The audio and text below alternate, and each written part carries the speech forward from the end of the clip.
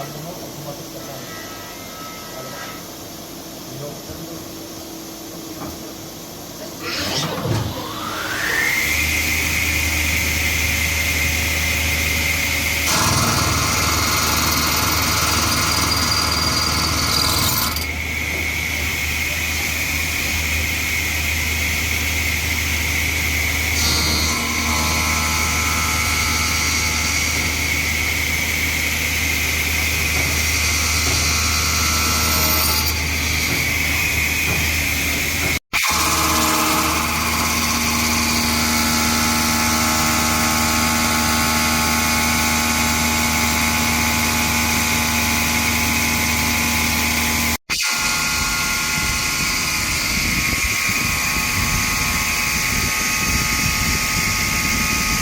Vurma ihtimali var mı sola?